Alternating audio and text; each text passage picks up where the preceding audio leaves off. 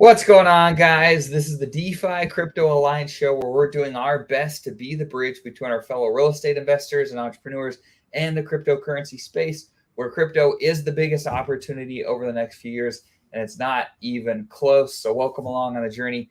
We appreciate you guys. Corey, take it away. Absolutely. Good morning, good afternoon, or good evening, wherever you're at in the world. And we're truly blessed to be on this journey with you guys, where we are going to use cryptocurrency as that wealth creation tool, change the trajectory of our families' lives, and then use real estate as a wealth preservation tool when the timing is just right. And we've missed you guys. We've been absent for a little bit just because we've been so busy with onboarding and going to events. And it's just been a blast to bring new people into this ecosystem.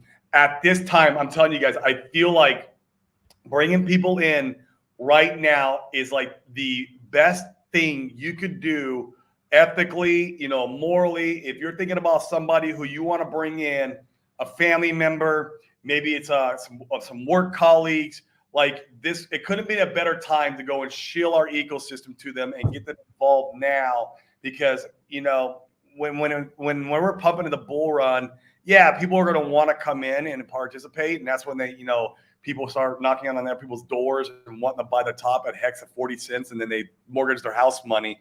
We don't want to do that, right? Like, we want to bring all our friends and family along for the ride now. Let's get them in now, guys. It's so important that we bring them in when we believe that we are at the most, I would say, this is like the legacy wealth pricing right now. So yeah, I just wanted to get that out. But yeah, man, what we got today? Man, well, first I want to give a shout out to you guys as the community. You guys blew this post up. So me and Corey are trying to find ways to be able to get more exposure to the assets that we all love. And Corey had there was a cool tweet by the Wolf of All Streets, where he's just saying he's without a producer. He's looking for people to be on his show. And so I went ahead, I tagged Corey on this post, and then I went to a handful of Telegram rooms and just said, hey, if you guys wouldn't mind liking this, we'd appreciate it. See if we can get some more exposure. This was overnight, 116 likes. Got a bunch of comments. Here's Corey, you guys, 62 likes on that one. A bunch of comments. And in fact, if you go here to this post, ours is easily the most liked, 116 compared to, wow. Look at these, just little. I didn't know this. What they call ratioed. We ratioed everybody else. We crushed it. Seriously, you guys did an awesome job. So we'll reach out to him more later today. We haven't heard from him yet, but we'll reach out to him more later today. See if we can get on the show. I know that Rags and I feel like was it Rags and it was like Rags and Funding Jam, or Rags and who was they were on, or Corey Costa. It might have been Corey Costa and Rags, where they went on with him. It was shortly after the SEC stuff happened. Right. Yeah. So it'd be good to be able to bring additional perspectives to that show. And we're here to try to do it. So yeah, if you guys haven't gone and liked this post, feel free to go do it, comment on it. The more exposure we can get there, I'm hoping that we can get on the show for a few minutes, be able to talk about what's going on in the ecosystem, talk a little bit about real estate and crypto, and spread the good word of the RH ecosystem. Let's freaking do it. I love it. Yeah, help us ratio him. Let's do it. We're close too. We had 170 likes here. We're 116, so we're not far away. Okay. Yeah, I retweeted it out this morning when I saw that. I was like, oh, okay, I see what we're doing here, and hopefully it helps. If the show goes viral, we'll definitely ratio him. Absolutely. All right. I also wanted to show your Twitter circle. Oh, yeah, here's my Twitter circle. I better be in there, bro. Okay, yeah, I'm right there. Yep. You're in here. You're missing. I'm right between Richard Hart and your friend Sami, bro. That's pretty good. I'll take that. That's good. Let me find. I wanted to. Where's the post at? I thought I'd retweeted it, but maybe not. Let me find. Colin's Crypto's post from earlier. Is that Yeah. what is his name so I can find him? Colin's Crypto or something like that. I don't yeah. follow him, the dude. Yeah, let me just double check too. I can find them pretty. Let's see. Maybe it's Colin Talks. Maybe it's just one L. Maybe that's what I'm getting. Oh, there it is. Found him. You found him? Okay, cool. Colin All right. Talks Crypto. That's right. That's right. That's fellow right. A fellow Puerto Rican crypto guy right here. Yeah, he's a Hexagon. He holds some RH stuff. Yeah, he does. And he provides some interesting metrics and perspective to a lot of his thoughts. And I think it's valuable. And Corey and I, we want to make data-driven decisions best we can when it comes to investments, period. And here in crypto, we want to try to apply those same things that have benefited us in our other investing. And this was a really good video that he retweeted this morning. Let's go ahead and I'm going to share this. Let's watch. It's only it's less than a minute long. Yeah. I think this is an interesting topic to discuss. Let's do it. Let me go ahead and switch my audio so that you guys can hear it. I heard it just now. Oh, could you? Okay, hold on. Let me try to play it again, and let's see if you can hear it. Thing that I go back to consistently. Can you hear that? I can. Oh, really? Like the audio's good? On my end, guys, if you go and type in the chat, if you can hear that okay, I'm hearing it okay. All right, let's do it then. The thing that I go back to consistently is this whole yield curve inversion, like ROI to low after yield curve inversion. And I just want to pull out, like, say, the 2-year and the 10-year.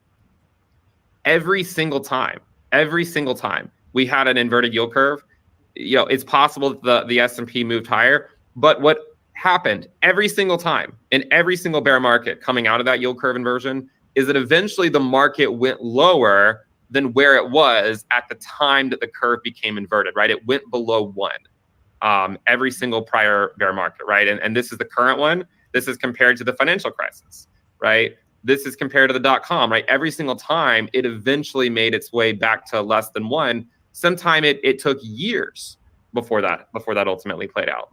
The thing that I go back to consistently is this whole yield curve. Okay, you heard that? Yeah, I heard it. Okay, perfect. So I think this is a really interesting topic to discuss. There's another video. I'll see if I could find it here. But there's a few different data points that I'm looking at that I think are really important. The first is the yield curve. We've talked about that a handful of times on the show, where it's already inverted, which historically, like these guys are saying, leads to the economy and the market rolling over. But what we saw from that video is it could take some time, and and I wouldn't be surprised at all if that happened, sometime 2025, 2026. I think we're poised for a really strong year next year. I really do. And then the second thing is I looked at a chart this morning, and these guys were showing how when the government turns the money printer back on, that doesn't mean that automatically it's a bad thing and that things have to crash. In fact, we saw it with COVID, where there certainly was a dip there, but it was very short-lived before things were back off to the races. And it makes me feel warm and fuzzy in my nether regions that I think next year's going to be strong for crypto. I really do. Or at least I'm hopeful. And so those are a few of the ideas that are bouncing around in my head. What are your thoughts on that, Corey? Yeah, I mean, I'm preparing myself of one of 3 outcomes is how I look at it. One outcome is we keep the market cycle the same and we top out somewhere in 25, the normal crypto cycles. Maybe that top out is when that rollover does happen. Maybe we hit a recession right in perfect alignment with the next bear market. It could absolutely happen that way. There's no reason why it couldn't. The government is really good at doing one thing, and that is kicking the can down the road. we know, Right. and we know they know how to do one thing. It's one thing only, and that is kicking the can down the road with the one tool they have, and that is the money printer, and tricking the American population that everything is okay. They're so good at that. Oh my gosh. And that's why we love crypto, right? This is why we are in this space. One reason that we're in this space. So that's one, like everything plays out as normal. Two is the ideology of a left translated cycle, where we end up, saw me talking about it. We've heard Collins talks crypto talk about it. And another one that talks about it is that Bill LaGrave. I can't remember his name. But that's where you would see Bitcoin and the cryptocurrency markets roll over somewhere in mid 24, up to maybe late 24. You'd see maybe Bitcoin fake out at $80,000 or somewhere around there. It wouldn't hit your 100K.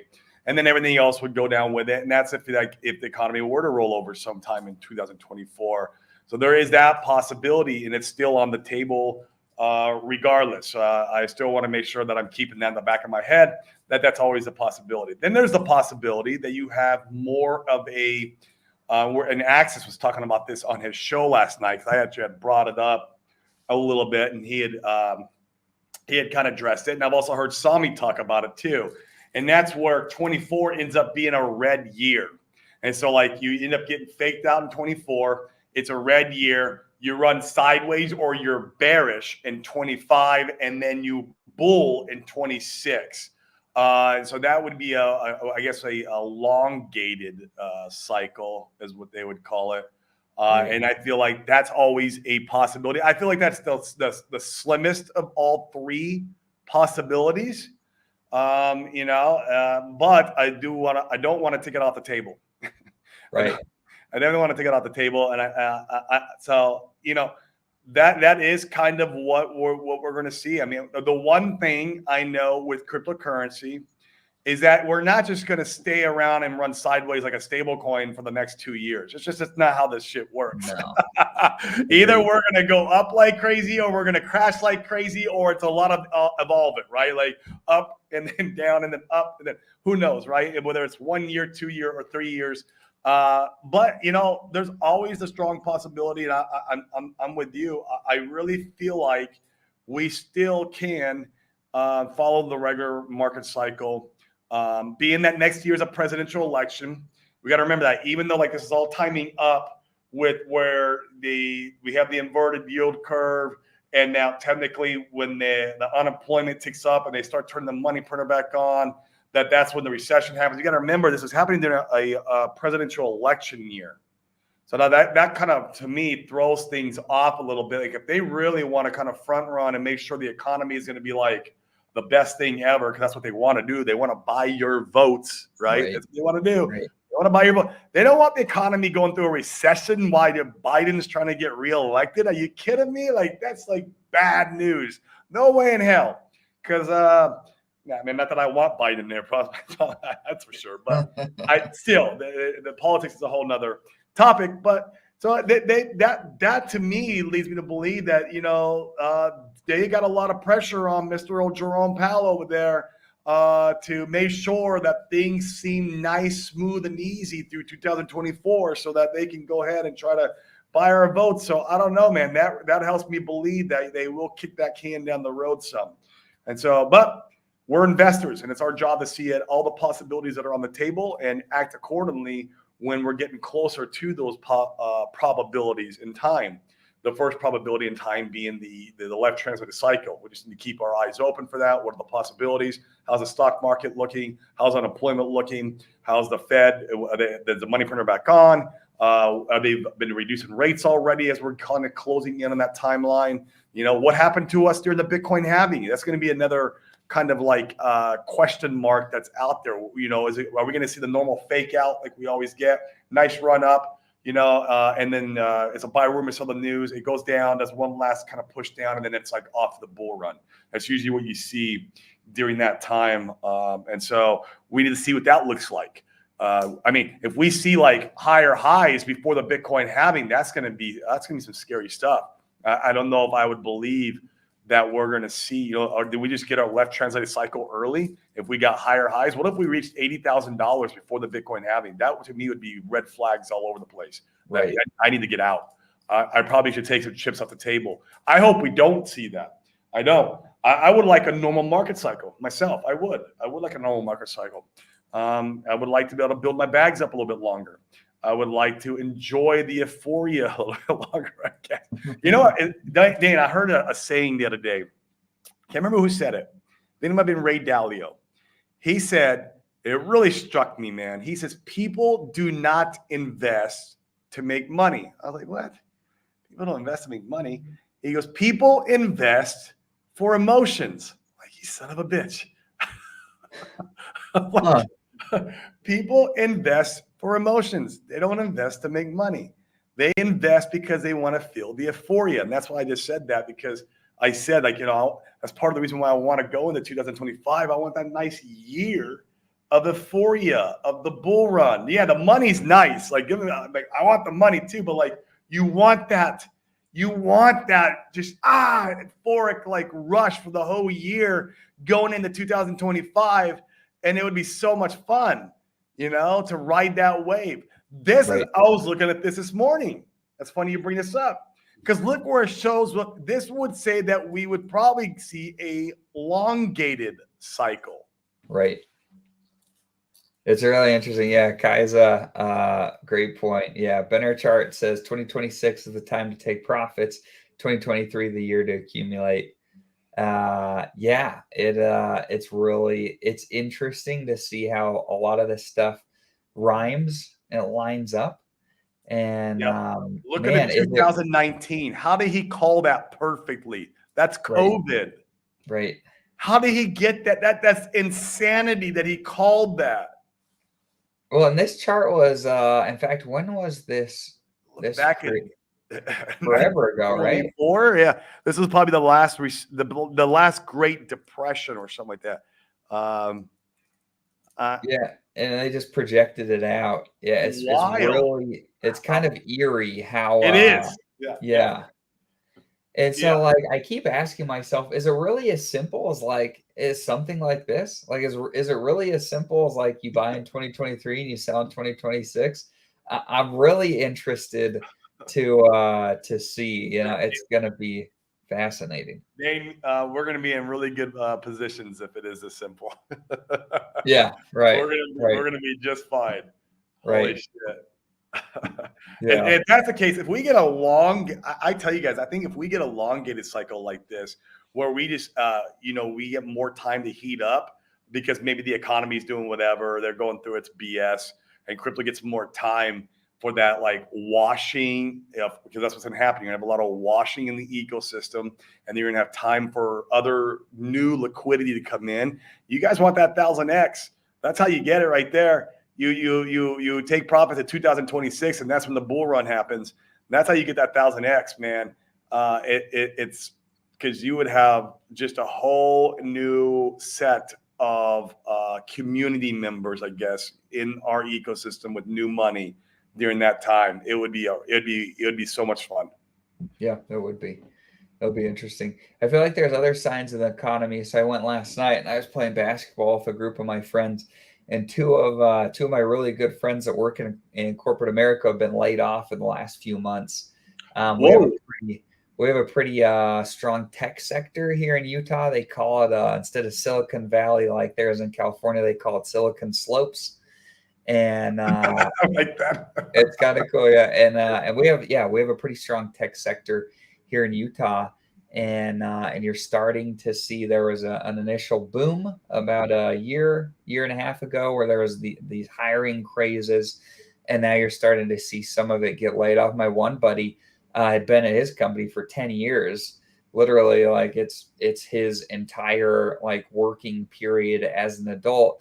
The numbers were really strong, and they laid him off. And so I feel like there's signs out there that you're starting to see cracks in the economy. And so what happens? What does the Federal Reserve do? What does the current administration do to combat that? Is it helpful in the short term? Is it painful? We'll see. we'll see. Yep. And I always said, man, depending on what causes a recession, whether it's just companies folding and a lot of unemployment, that's one thing. But then if you start seeing banks going under and banks losing their kind of footing in the whole financial, ecosystem, I feel like that's bullish for crypto. We saw a sign of that when the Silicon Valley Bank and the 3S banks that went under. Signature, yeah. Yes, Silicon, Signature, and whatever that was. I can't remember. But yeah, we saw what Bitcoin did, and we saw what Hex did. Hex freaking ran so incredibly hard during those few days when USDC lost peg. And man, I feel like if it's a full-blown bank collapse, and the dollar kind of losing its footing, maybe as a economic world reserve. And now this is a very slim chance, but because I just don't feel like that's the case, but it could happen. Once again, you want to look at all probabilities. Man, that's gonna be so bullish for crypto if that were to happen. That's another way you can get your 1000x, and you might get your 1000x in 2024 or 25 if that happens.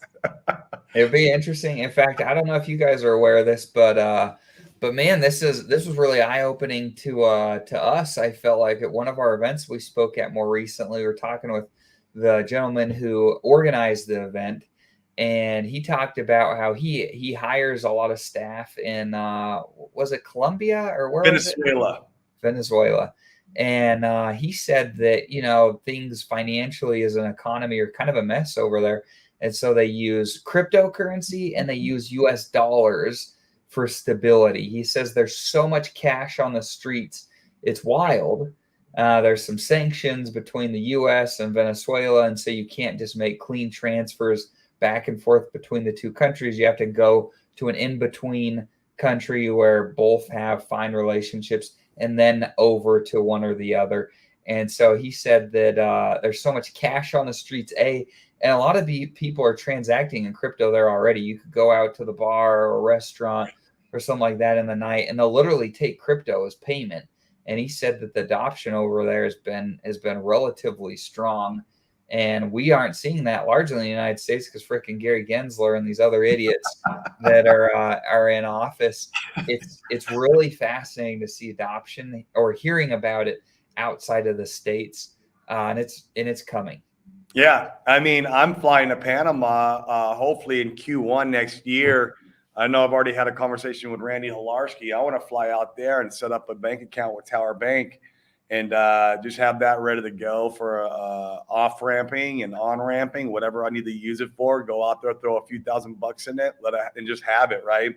Have it in my back pocket. Panama is literally only about an hour and a half, 2-hour flight from me here in Puerto Rico. So I can hop over there for a weekend, hang out with Randy. He can show me around Panama. I've never been to Panama. It'll be my first time. So that'd be a blast. I've been to Costa Rica right above, but not Panama. So it'd be a good time. It'd be a good time. I'm going to go do that in Q1 next year.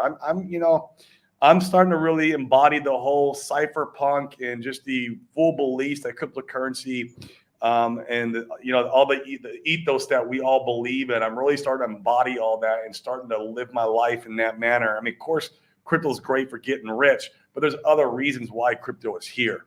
Right. It's here to solve other problems in humanity besides just, number go up. And so I'm going to start really, really doing, the living by the ethos of cryptocurrency. I love it, man. It's just been such a blessing to discover the space at this time in my life. So absolutely. Got you guys in the comments with some really good feedback. Appreciate you guys being here. Yeah, emotions don't pay the bills. It's I always find it interesting to hear from already uber wealthy people, the advice that they give, and it's you take it with a grain of salt when Ray Dalio says people invest for emotion. It's easy to say that if you're Ray Dalio, and you'll never need to think about money again. Yeah, I'm gonna just share my screen really quick. Oh yeah, do it, guys. How accurate he really is. Entire screen. It's funny. You see someone like you guys have probably seen the meme with Oprah. It says there's a magazine article, I think, it says Oprah's tips to living a more peaceful life, and then in the comments, people are like, "Well, it sure helps if you have $1 billion." I thought that was That was funny.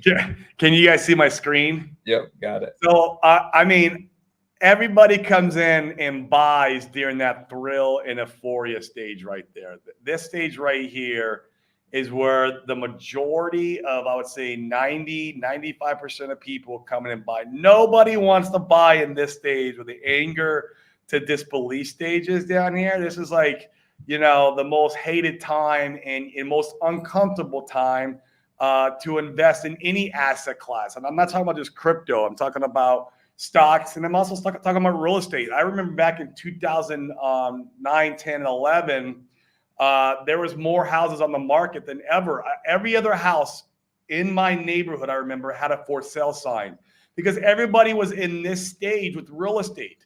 Everybody was angry because they lost all this money from real estate. They were depressed because they were upside down so much. They lost their jobs. They were in disbelief because the real estate is a scam. There's no way it could believe that real estate would make anybody millions of dollars. And I remember this stage for it. I remember vividly. And this is where we're at now with crypto. Now, of course, we're kind of, I think we're in this more the disbelief side of the stage with crypto.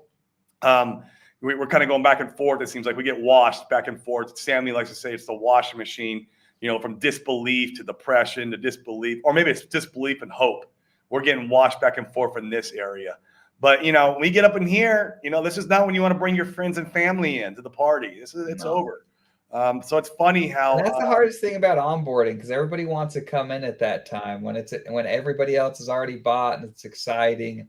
Yeah, it's all part of the It's you know, that's what even RG3 said, that his buddy, when he onboarded him, that he came to him and like basically knocked on his door and was like, "Hey man, you need to get me in this. You got to get me in this." And RG3 was like, he was a little reluctant at first, and the guy pushed really hard that he wanted in.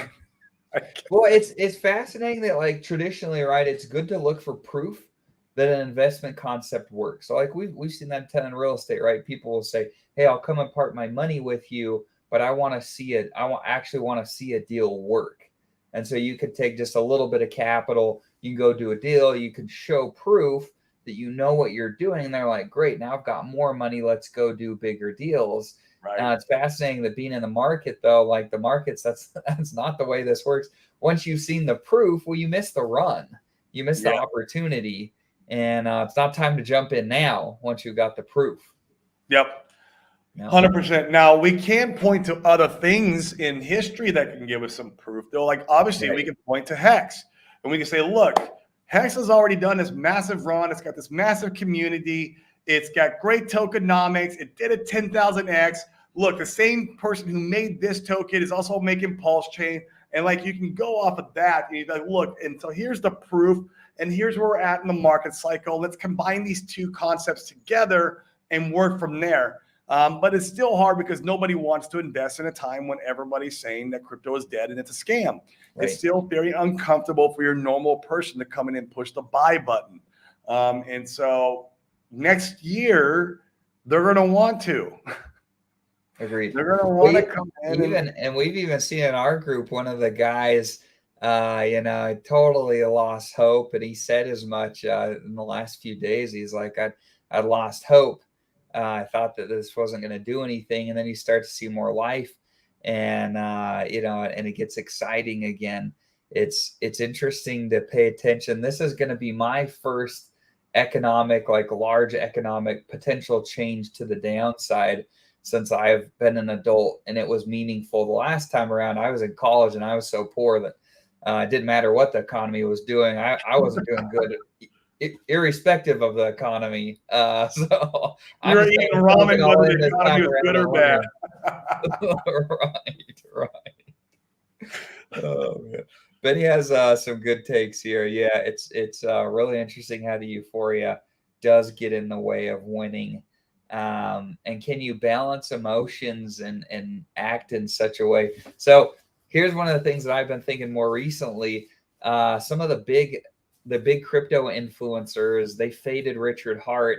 And a lot of them, like, you go back to those old videos and you ask yourself the question, why did they fade Richard? And time again, like most of these guys, well, I just didn't like Richard. I thought he was a dick. and you know, like they're making investment decisions based off their emotions and how they felt about somebody. Now, you know, like that could be good or bad, just depending upon different scenarios. But using data to be able to make decisions tends to be a lot better way to be able to think about things than just using your emotions. Point in case, when you're in euphoria, your brain doesn't work in such a way to benefit you. And if you can look at data points and time frames and events coming up and use those as benchmarks for profit taking or opportunities to get back into the market, theoretically, you should be a lot better off. Yeah, I've been in many circumstances in my life where euphoria was how I made my decision, and it always got me wrecked. And then Always. Crypto, like other stuff that I've done in my life, and it was not. It hasn't worked out for me yet. So it's like, all right, I get it. Oh my gosh. Oh, man. So a few of the events that I'm paying really close attention to, you guys, I'm probably saying something that you guys are already looking at yourselves, but man, I want to pay really close attention to the ETF approvals with Bitcoin and Ethereum. I think that's probably a sell the buy the rumor, that's a sell the news event, I would imagine. I think we probably see a nice dip in crypto when those start to get approved, or people start front running the approvals. I want to look really close at the stock market. Corey, what are your thoughts on this though? So we've seen the stock market kind of start to roll over while crypto's pumped. It's odd. It's odd that they're showing, at least here in the short term, decorrelation. Do you think it's? I've been thinking that it's a really bold claim to say that people are going to flee from the stock market to crypto for safety. But maybe some of that's actually going to happen. I think that only comes true, in my opinion, and I could be totally wrong. And guys, we're not financial advisors here. Just a full disclosure. For all we care, go sell all your bags. I mean, go buy Dogecoin. Like seriously, if it's the banks collapsing and the U.S. dollar fumbling its dominance on the world, that would, I think, and BlackRock is already saying this. Larry Flint, is it Flint or Fink? I think it's Fink. Fink. Thank you. Larry Fink is saying crypto will be a flee to safety, and so that is where that would hold true. Crypto being a flee to safety is when you see that kind of recession where things are collapsing, banks, the fiat Ponzi system. But if it's your typical, just like, because Apple's filing bankruptcy, or the unemployment ticked up another 1%, Microsoft couldn't pay their debts, or I don't know, whatever it may be. Microsoft laid off another 10% of its workforce. Amazon is running negative. Like those kind of things, I don't think creates a flee to safety in crypto.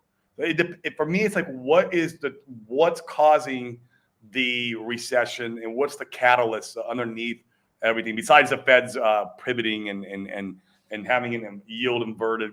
Like that to me is there's a cause and effect. Like that's more of the effect, not the root cause. Like what's the real root cause in the economy that's going on that's causing these other issues?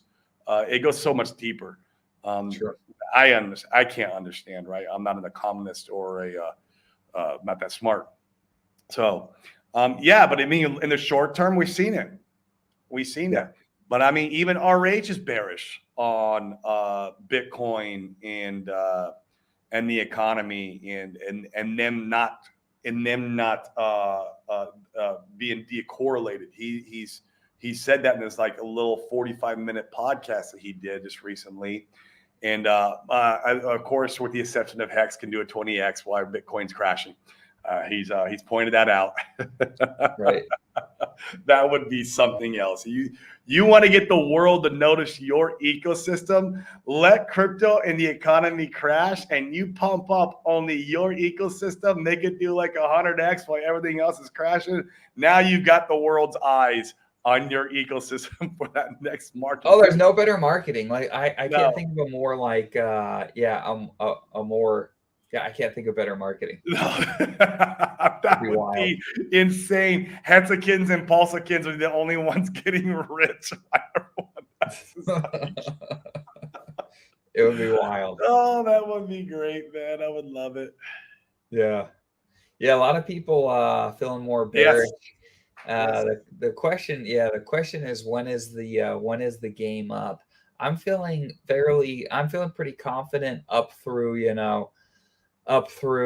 the government starting to print money again. I want to wait and see. And I think a lot of that timing with the ETF approvals will line up. Yeah. I'm really curious to wait and see when that is. And full disclosure, if those events are coming together in a relatively succinct time frame, I'll be taking chips off the table.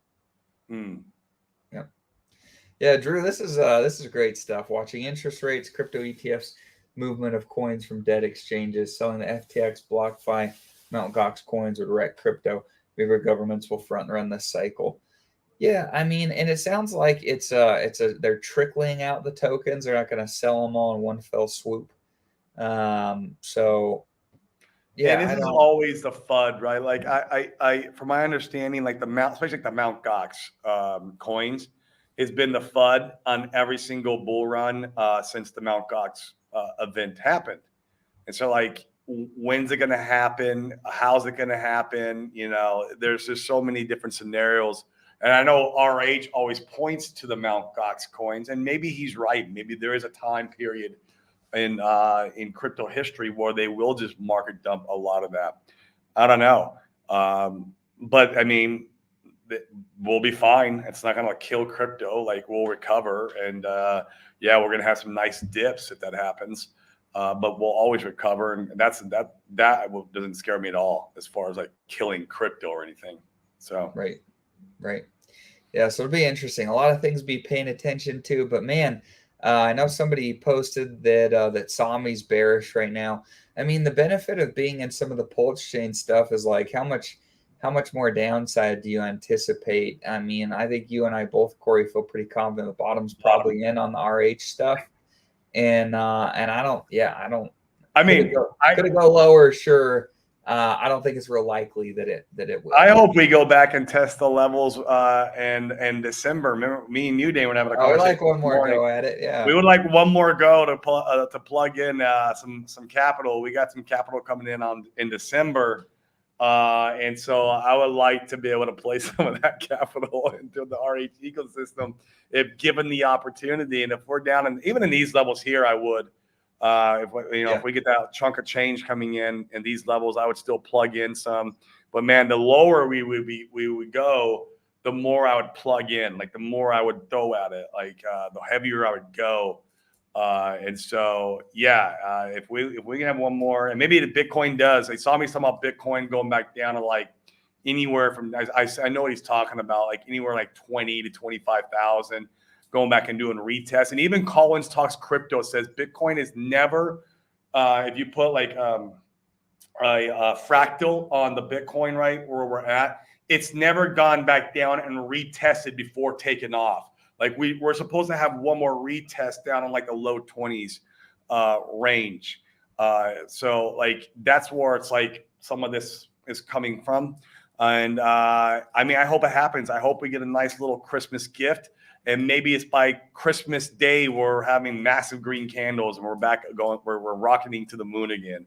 I would love one more shot to get like I said, we got a good payday coming next month, and I would love to chunk some money in without being too high. Yes, agreed.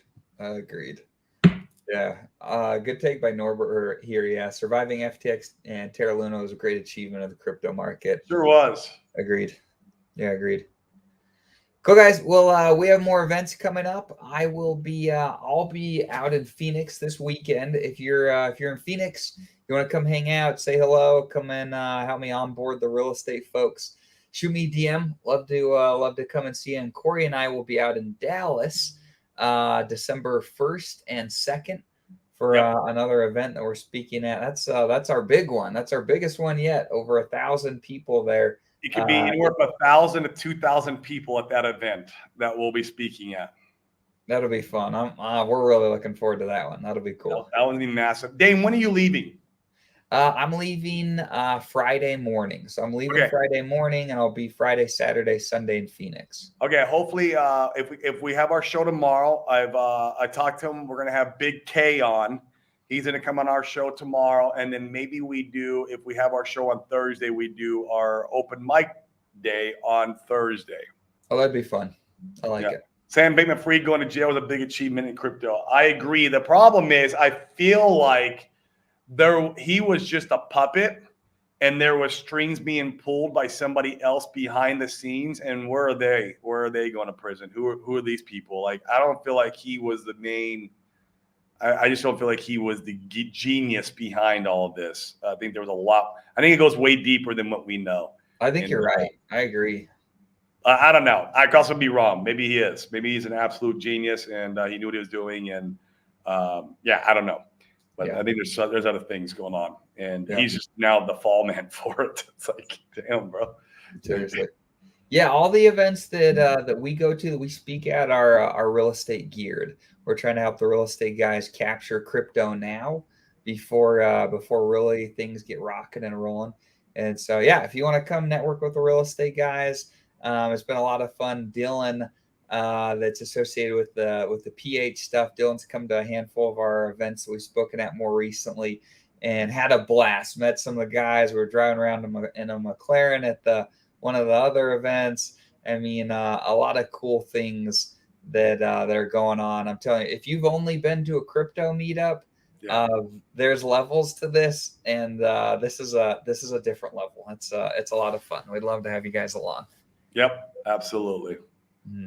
Cool, guys. With that, Brizology is our end the show indicator. He just showed up, so now we can. He is, isn't he? Yeah. He's always the end of the show. Top call, man. Yeah. We need you here earlier, Briz.